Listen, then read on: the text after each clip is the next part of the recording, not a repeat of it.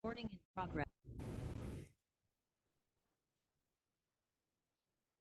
Tes 1, 2, 3 dicoba. Suara saya jelas ya Bapak Ibu.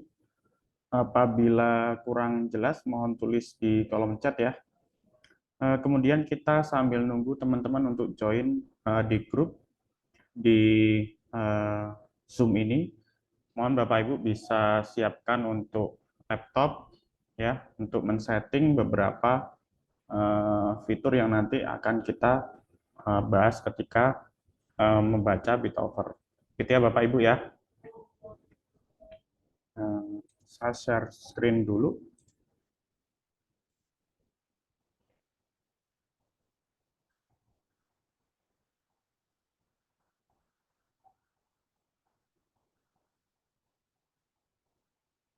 Oke, mungkin saya mulai sekarang ya Bapak Ibu ya, sambil jalan, sambil nunggu teman-teman yang lain untuk join. Oke, Assalamualaikum warahmatullahi wabarakatuh. Ya, hari ini hari Kamis, tanggal 20 Juni 2024, kita belajar mengenai bagaimana caranya kita baca bit over. Nah, nanti ketika jam 9 buka market, Bapak Ibu bisa tulis di kolom chat saham apa aja yang bisa kita pantau, bisa kita kasih contoh untuk case-case tertentu mengenai bid over. Nah, namun juga tidak hanya sebatas bid over ya Bapak Ibu. Nanti juga kita akan membahas mengenai tips-tips bagaimana kita recovery dari loss. Jadi saya yakin Bapak Ibu di sini semuanya yang invest ya, mungkin sebelum bulan Mei ya, pasti banyak juga saham-saham yang kondisinya floating loss karena kita tahu di bulan Mei itu pasarnya drop, terus bulan Juni ini juga pasarnya masih drop. Jadi nanti saya kasih tips bagaimana kita bisa recovery dari loss. Oke, yang pertama Bapak Ibu setting dulu ya login ke HotSPC Mira Asset. Buat Bapak Ibu yang belum punya atau belum download aplikasinya, Bapak Ibu bisa download di www.miraasset.co.id atau miraasset.co.id atau bisa juga langsung googling kemudian download HOTS PC for PC, nanti langsung ketemu di Google, langsung download aja kemudian install. Nanti setelah itu Bapak Ibu bisa langsung login, tampilan default atau standarnya nggak seperti ini, biasanya masih kosongan. Dan untuk yang pertama Bapak Ibu bisa setting ya, menu kode 0200 running trade and interest stock, kemudian bisa tampilkan juga multi chart ya, kodenya 0500. Nah, ini bisa di searching di sini ya, di yang paling atas ini. Di search kiri pojok kiri atas di sini ada searching, nanti bisa ketik kodenya aja. Kode 0500 yaitu multi chart. Di sini saya pakai Bollinger Band, candlestick, moving average, volume chart, MACD. Kemudian saya momentumnya pakai RSI ataupun kalau Bapak Ibu biasa pakai stochastic juga bisa. Kemudian di sisi sebelah kanannya ada stock trade history ya, kodenya 0017. Ini untuk melihat Broksum ya satu hari sebelumnya. Ya ini contoh Jamfa ya. Di top buyer-nya kemarin BB ada akumulasi 150.000 lot di average 1.300 sekian. Top sellernya ada YP, AZ dan lain sebagainya. Dan kemudian sisi kanannya lagi Bapak Ibu bisa masukin atau input kode 0100 yaitu stock winner atau loser untuk melihat saham-saham yang potensinya naik atau turun. Nah, ini untuk melihat ranking saham-saham yang aktif. Kemudian ini foreign untuk melihat inflow dari asing masuk atau asing keluar ya. Kemudian stock price kodenya 001 ya, ini wajib.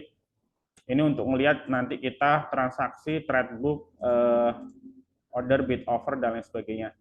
Dan untuk edukasi hari ini tidak ada kewajiban Bapak Ibu untuk transaksi ya. Jadi disclaimer, nanti kalau saya memberikan informasi boleh buy, boleh sell, disclaimer ya Bapak Ibu ya. Boleh buy, boleh tidak. Oke, sekarang jam 9.00 ya, sudah berjalan perdagangan.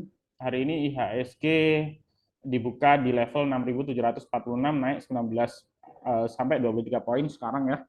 Di sisi sebelah kanan ini adalah watchlist ya, watchlist saham yang saya taruh. Nah, ini ada yang kemarin berdasarkan dari saham-saham yang aktif ya. Terus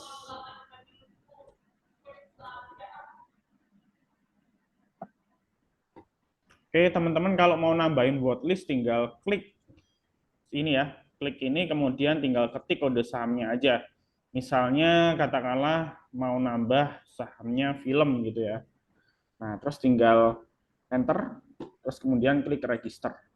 Gitu ya. Itu kalau teman-teman mau nambahin watchlist. Nah, ini masih processing ya. Jam 9 pagi memang kondisinya memang sangat crowded ya. Jadi sangat rame ya marketnya. Maka dari itu kadang memang dari sisi server kalau misalnya kurang kenceng ya agak lemot.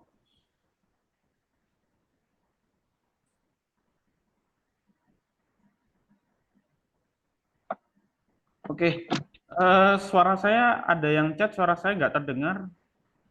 Mohon tulis di kolom chat ya, teman-teman kalau ada suara saya nggak terdengar ya.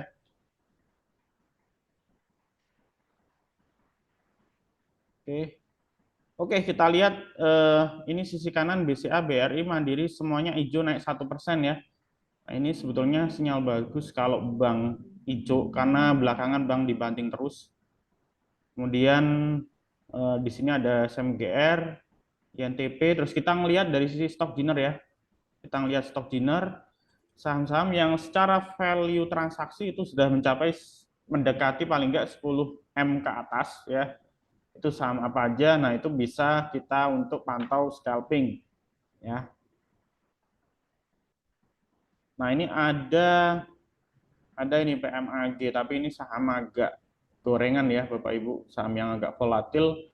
Terus paling atas kita lihat BBRI, ini transaksi udah 100 miliar, BBCA, BMRI, film, SMGR. Kita load lagi ya, kita load lagi, kita refresh.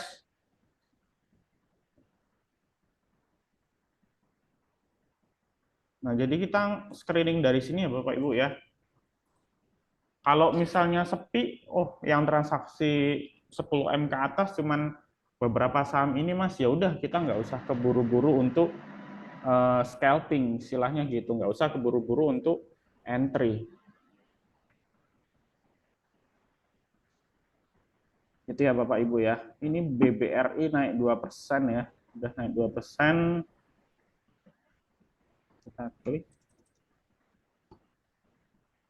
Nah, untuk BBRI banking terutama memang masih ini ya, asingnya masih outflow terus ya. Jadi ini kita lihat dari sejak bulan ini ya, sejak bulan April ya, terakhir ya, April ya bulan April ya ini ya, itu merah terus ya Bapak Ibu. Nah, ini asing masih distribusi ya.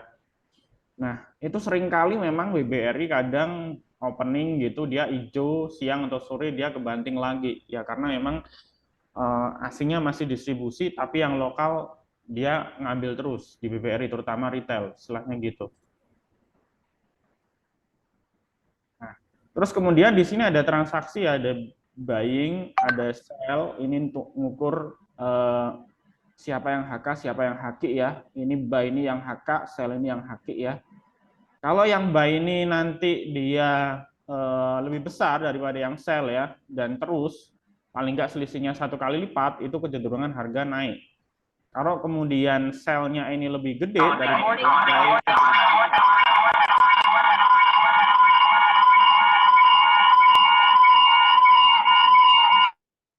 oke, mohon maaf ya, teman-teman semuanya di mute ya. Teman-teman semuanya mikrofonnya mohon untuk dimatikan dulu. Oke, gitu ya teman-teman ya.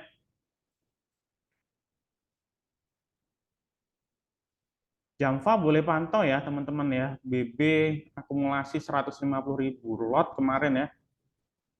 Kita lihat JPFA.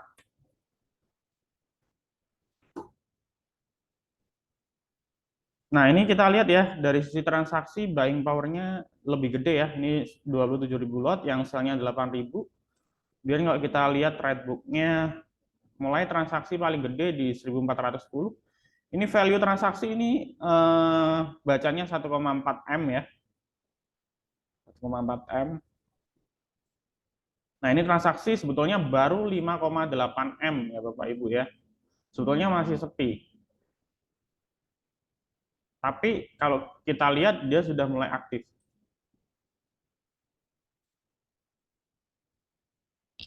Oke, suara tidak keluar. Tes 1 2 3.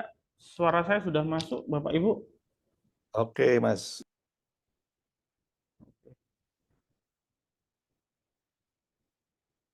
Oke, Bapak Ibu, suara saya sudah masuk ya. Terus kita lanjut ke JPFA ya.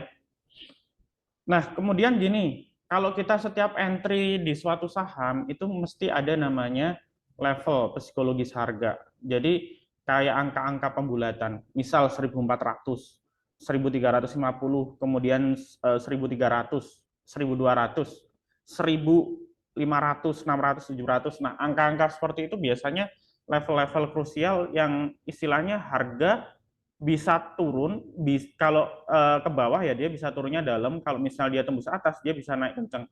Nah, contoh nih kayak JPFA, dia di sini ada bidnya 1400, 9.000 lot. Nah, ini dijagain.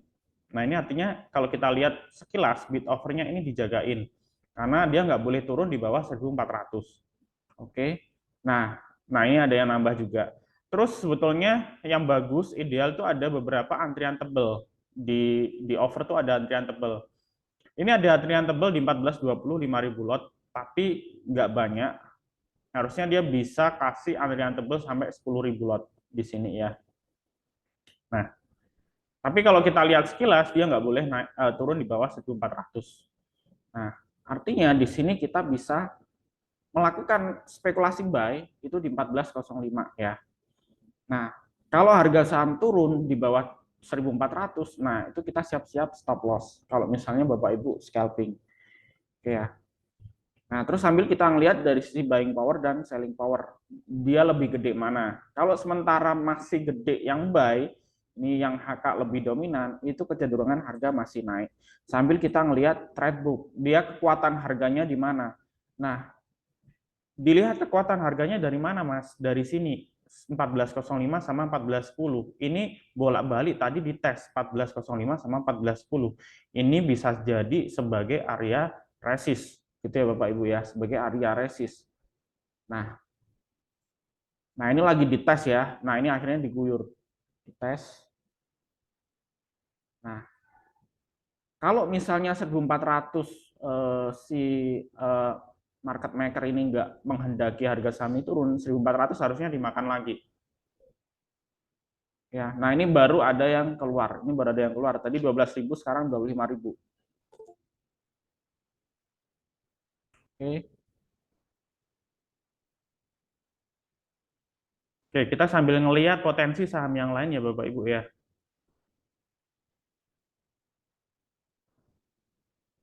Stop dinner.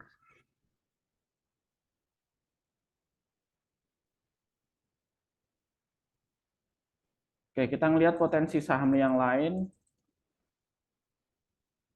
Nah, ada nggak saham yang sudah mendekati 10 miliar transaksi? Ya cuman BRI, BCA, BRIS ya. Kemudian film, Tepia, kemudian JPFA, BRPT ya. Cuman ini masih di bawah 10 miliar. Ya udah kita nggak bisa langsung ini ya, nggak bisa langsung entry atau apa karena nggak ada saham yang rame gitu loh. Gitu ya Bapak Ibu ya. Jadi kalau kita melakukan trading di suatu saham ya, kita harus melihat momentumnya dulu. Ini pasarnya rame apa sepi gitu. Kalau posisinya sepi ya nggak usah dipaksain untuk transaksi gitu. Kita bisa cuman mantau aja istilahnya gitu.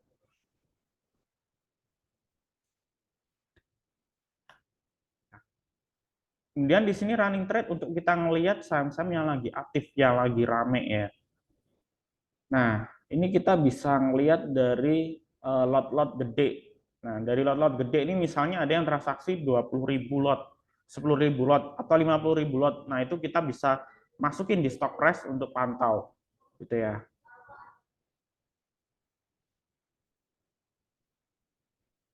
Oke, ada yang bilang, ada yang tadi nginfo ACST. Oke, kita cek ya ACST ya. Oke, kalau ini sih kata saya saham ini ya, saham gorengan ya. Karena market cap-nya juga kisaran 1 triliun ya. Di bawah 1 triliun atau kisaran 1 triliun ini kita sebut sebagai saham gorengan istilahnya. 1,3 triliun ini ya. Kita bacanya 1,3. Terus kemudian kalau kita lihat sekilas antara buying power sama selling power, ini buying powernya memang masih lebih rendah daripada yang sell. Sebetulnya tadi tarikan pertama ya, waktu harganya di sini, kalau kita lihat Redbook ya, waktu harganya kisaran 97, 98, 100 ya, itu tarikan pertama itu untuk transaksi buy-nya lebih dominan, tapi ini sell-nya baru keluar nih, baru dihaki nih ya. Terus kemudian kalau kita lihat dia polanya open sama dengan high nih. High-nya 113, open-nya 113. Kebanyakan rata-rata saham yang open sama dengan high itu ujung-ujungnya siangnya atau sorenya turun. Kecuali kalau high-nya ini 113 ini dijebol. Nah, itu bisa ke atas lagi. Tapi selama 113-nya ini nggak dijebol, ya dia akan turun. Nah, kemudian kalau kita baca sekilas mengenai bid offer, ini normal. Ini normal ya, karena nggak ada bid tebel istilahnya. Ini normal.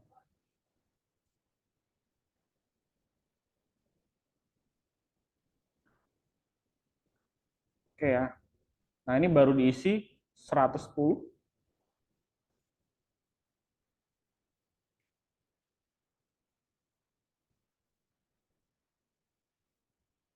Nah, sempet lo ya. Ini saham volatil banget ya.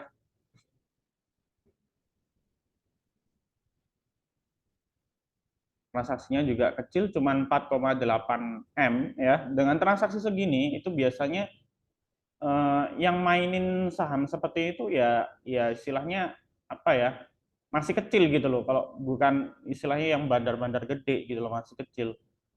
Karena duit 4,9 M itu dalam transaksi kecil istilahnya gitu. Oke, ada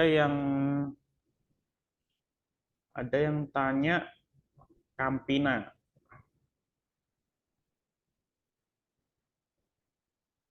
Oke ya, jadi ACST ini saya lihat ini masih volatil, selama nggak jebol 100 ini masih bisa naik. Cuman kalau 113 nggak kejebol, dia kecenderungan akan turun ya. Karena ini open sama dengan high. Oke, ada yang tanya lagi CAMP, Campina.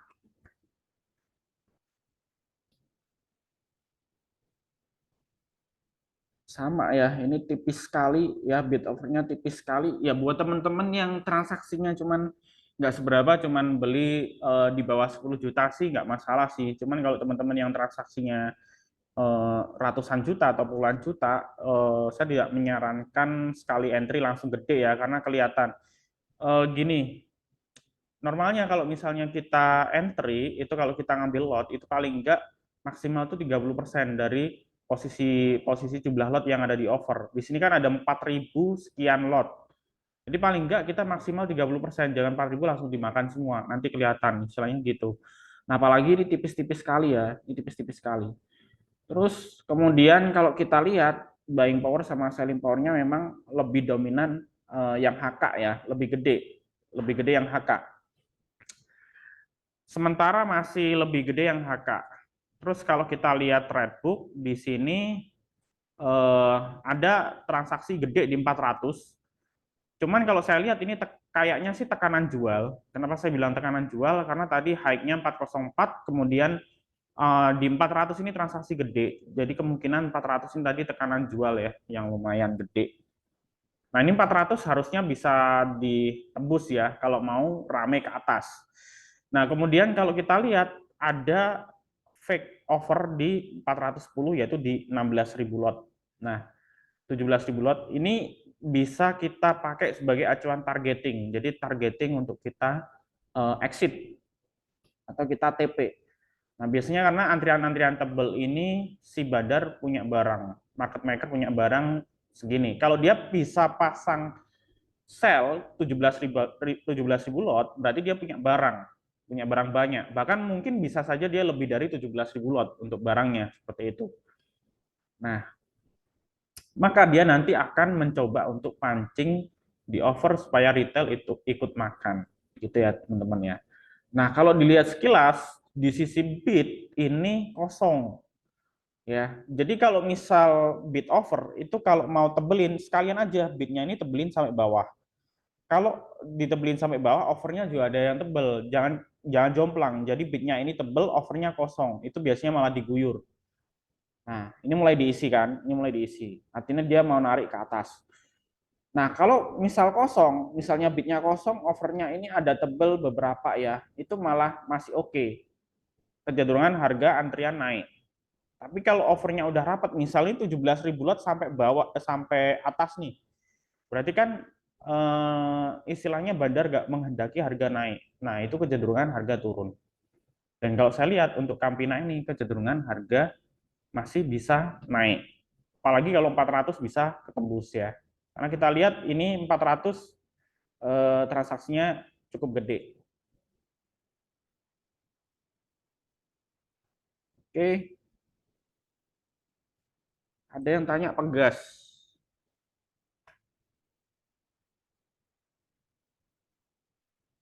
Oke, Pegas ini antrian kosong ya. Antrian kosong ini tebelin sekali. Sebetulnya kurang ini ya, kurang ideal ya, kurang ideal sebetulnya. Ini harusnya ada beberapa yang tebel ya. Katakanlah 1460, 1465 ini ada yang tebel ya. Ini so far memang buying powernya masih lebih gede daripada yang sell. Tapi saya katakan ini sepi ya. Pegas ini transaksinya sepi karena Pegas itu market cap-nya 34 triliun ya. Kalau market cap segini itu biasanya kalau dia mau niat ngeramein pasar, jam segini transaksinya udah di atas 10 miliar. Ini transaksinya baru 1,8 miliar. Jadi ini masih sepi. Ya, jadi ini cuman mancing buat retail HK aja. Palingan kalau naik mentok di 14.50 si Pegas ini. Gitu. Oke, ada yang tanya PTPS.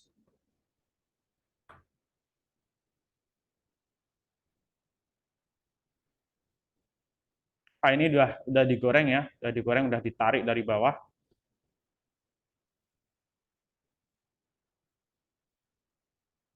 Oke, kita lihat transaksi day trade book-nya paling gede di 116.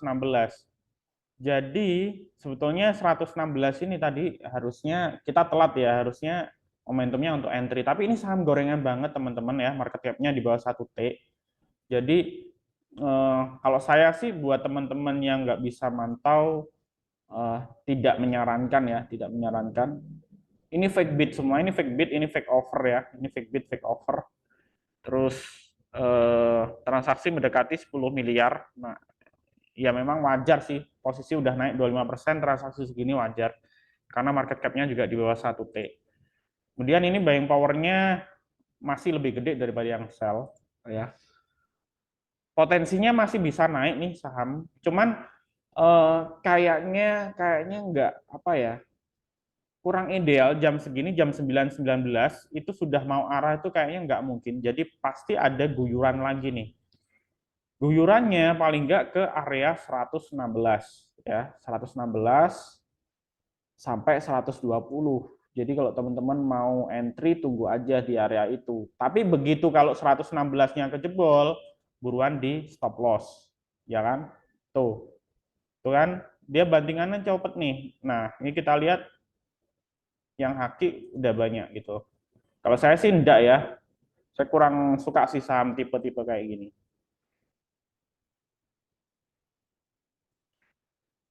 Oke, PGO. PGO sama ya, masih sepi ya. Kalau kita lihat transaksinya masih sepi, cuman ya memang dia open low ya ini. Nah, ini ada tebel, baru tebel di 1045 sama 1050. Targetnya ke area sana. Kalau kita lihat chartnya, memang downtrend ya. Ini sudah downtrend ke bawah. Ini sebetulnya sudah sentuh support ya. Ini sudah sentuh support, jadi harusnya tinggal technical rebound aja. Kalau PGO sih spekulatif buy aja sih. Kalau saran saya karena sudah sentuh support ya. Boleh spekulatif buy untuk PGO. Oke.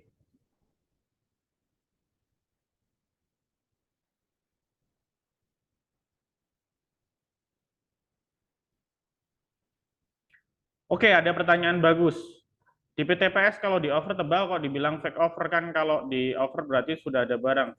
Ya, maksudnya fake offer itu maksudnya sebetulnya kalau dikasih di offer tebal itu semuanya pasti ada barang ya. Jadi kalau ada offer tebal pasti ada barang. Nah, tadi barusan ada yang 1 juta lot ya. Lah ini 137 ini ada 1 juta lot. Nah, ini juga salah satu fake offer. Fake offer di sini tuh maksud saya itu apa ya istilahnya, dia kayak membikin harga itu, membikin seakan-akan tuh apa ya, harga itu kuat gitu loh, harga itu kuat, antara bid sama offer tuh kuat gitu loh. Nah, tapi sebetulnya ini kalau menurut saya sebetulnya ini offer yang tebel itu nggak selamanya jelek. Offer yang tebel nggak selamanya jelek. Jadi kalau offer tebel itu sebetulnya juga bagus karena dia punya barang. Intinya di situ. Offer tebel itu sebetulnya bagus karena dia punya barang. Nah, tapi lihat dulu, dia diisi terus apa enggak? Nah, dia diisi terus apa enggak? Nah, kalau misalnya dia nggak diisi, dia makan atas, nah itu bagus. Nah, cuman logikanya gini, kalau dia punya barang 1 juta lot seperti ini, ya kan? Ini kan bid, nebelin kan? Ini nebelin kan? Ini kan fake bid, bisa saja ini kan fake bid semua kan? Nah, kalau dia punya barang di sini, misal kita maksain HK di harga ini, kira-kira dia nyiram ke bawah gampang nggak? Gampang, karena dia punya barang segini gitu loh. Gitu sih.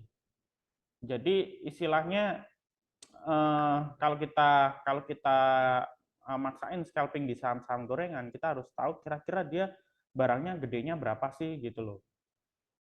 Nah, tapi bisa juga 137 ini juga sebagai targetnya juga, dia nanti akan kedorong ke atas. Itu. Ya, tapi resikonya lumayan ya, resikonya lumayan.